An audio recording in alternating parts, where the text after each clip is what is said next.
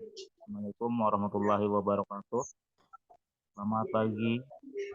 Hari ini kami dari kelompok 1 Y4B Pendidikan Biologi Universitas Indonesia akan mempresentasikan tentang Saccharomyces cerevisiae. Adapun kelompok kami jadi yang pertama Muslim dengan NPM tertera, yang kedua Nur Azizah Syahida dengan NPM tertera, yang ketiga Rizka Fitriani Firdaus dengan NPM tertera, yang keempat Romawi Sitorus dengan NPM tertera, yang kelima Rona Prihastini dengan NPM tertera, yang keenam Chandra Prayoga dengan NPM tertera, dan Fikri Surya Ramadan dengan NPM tertera, dan Antania Maulina dengan NPM tertera.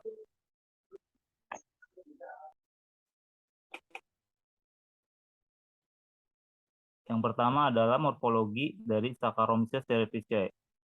Saccharomyces cerevisiae merupakan sejenis hamir atau jamur yang punya sel tunggal berbentuk oval.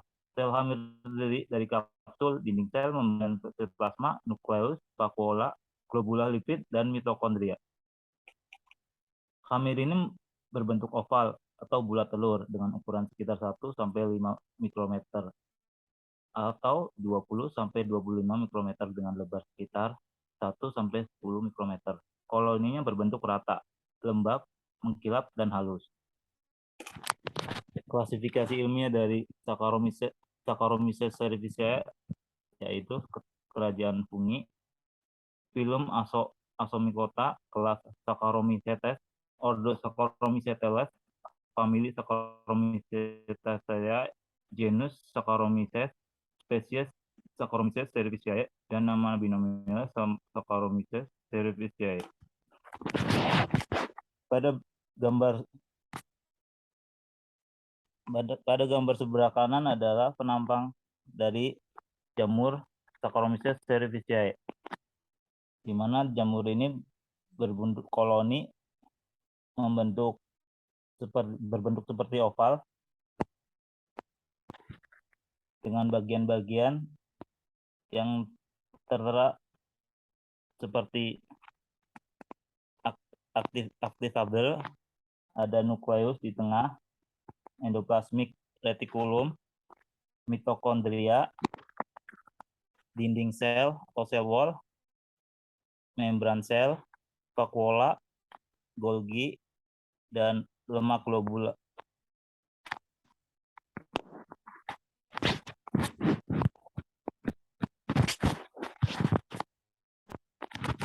Jamur Saccharomyces merupakan jenis hamir atau ragi atau yes yang memiliki kemampuan mengubah glukosa menjadi etanol dan CO2.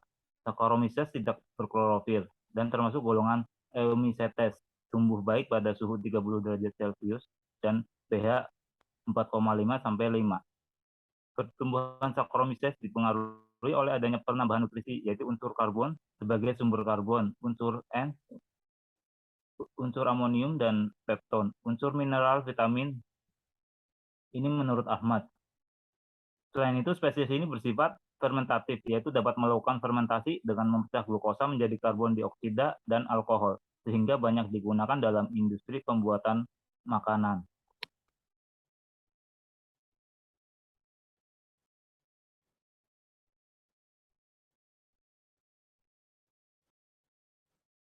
Pemanfaatan dari jamur Saccharomyces cerevisiae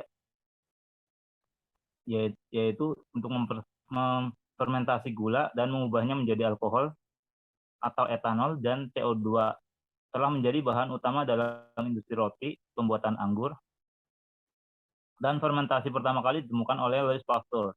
Etanol yang dihasilkan sebagai produk sampingan dalam fermentasi telah digunakan secara komersial dalam pembentukan alkohol dan dalam pembuatan biofuel.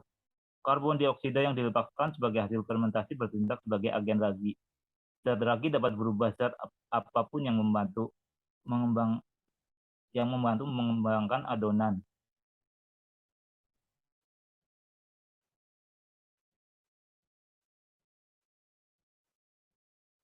Pada gambar di atas, sebelumnya, pada gambar di atas, yaitu pemanfaatan jamur Saccharomyces cerevisiae dengan mengubah gula dengan bantuan asam piruvat menjadi asam laktit yang digunakan dalam pembuatan kecap. Kemudian gula dengan bantuan asam piruvat dengan dibantu bakteri Lactobacillus membentuk asam laktit yang dalam pembentukan keju.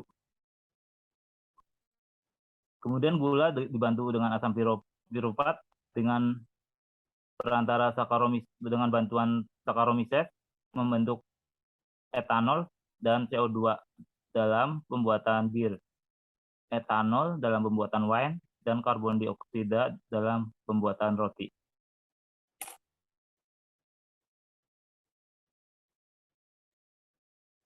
Berikutnya akan disampaikan oleh teman saya.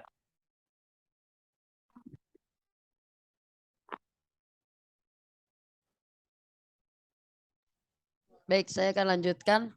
Contoh Saccharomyces cerevisiae. 1. Dalam pembuatan roti, Saccharomyces adalah ragi roti adalah bahan utama dalam pembuatan roti dan produk roti lainnya seperti kue kering, muffin, dan lain-lain.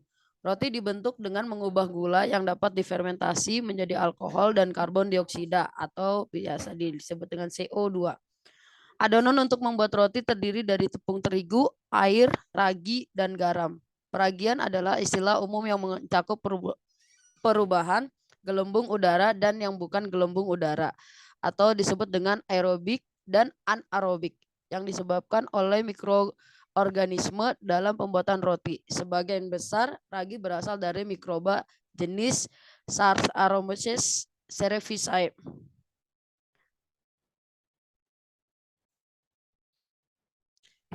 Contoh berikutnya ada Saccharomyces cerevisiae, yaitu yang kedua dalam minuman beralkohol. Saccharomyces cerevisiae dapat mengubah gula atau biasa disebut dengan glukosa, fruktosa, dan sukrosa yang ada dalam buah-buahan dan biji-bijian menjadi etil alkohol dan CO2 melalui fermentasi alkohol.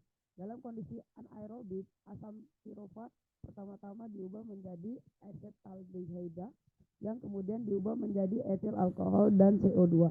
Beberapa spesies bakteri seperti Ximomonas mobilis juga dapat melakukan fermentasi alkohol. Keistimewaannya dari bakteri ini adalah antara lain memiliki daya fermentasi yang tinggi, selektivitas yang tinggi dalam menghasilkan produk, dapat menguraikan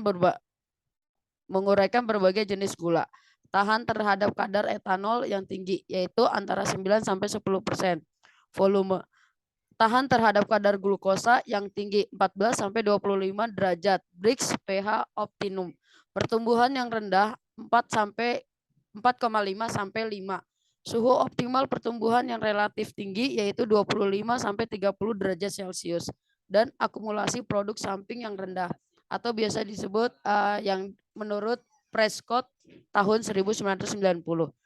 Contoh lainnya boleh dijelaskan sama teman saya Aziza.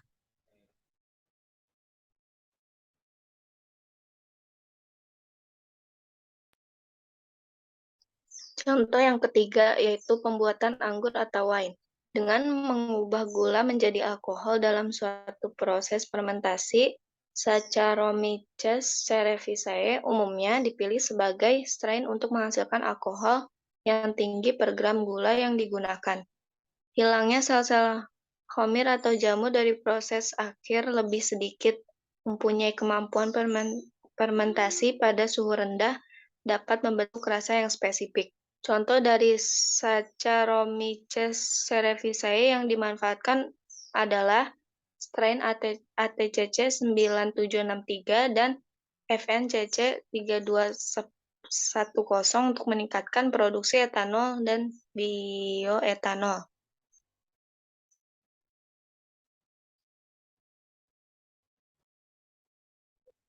Nah, yang keempat, dalam produksi kopi.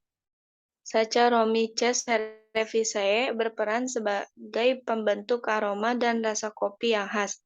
Spesies ragi ini telah digunakan sebagai starter dalam fermentasi kering biji kopi. Saccharomyces cerevisiae menghasilkan enzim yang disebut pektin metil esterase yang memiliki aktivitas pektinolitik. Aktivitas pektinolitik enzim ini membantu menghilangkan lendir dari biji kopi. Strain Saccharomyces cerevisiae yang digunakan dalam fermentasi kering biji kopi memiliki efek khusus pada sifat sensorik kopi.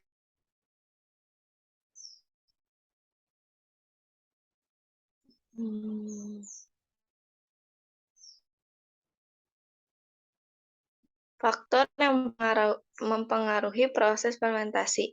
Yang pertama, suhu. Suhu yang terlalu tinggi menyebabkan homir mati dan pada suhu yang rendah menyebabkan homir tidak aktif sehingga tidak dapat melakukan fermentasi.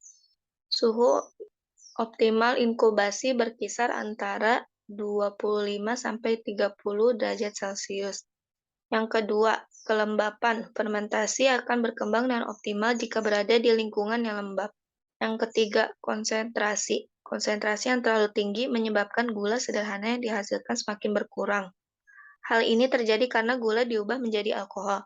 Dan yang keempat, lingkungan. Lingkungan yang tidak steril dapat menyebabkan mikroba lain hidup dan mengganggu fermentasi.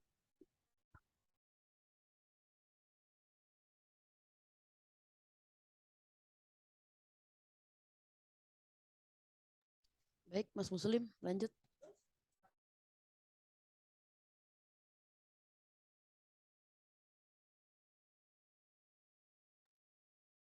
Slide-nya di next. Udah selesai. Slide belum berubah, udah habis. Sudah.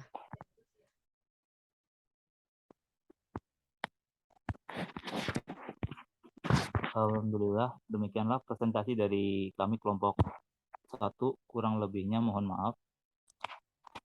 Dan terima kasih.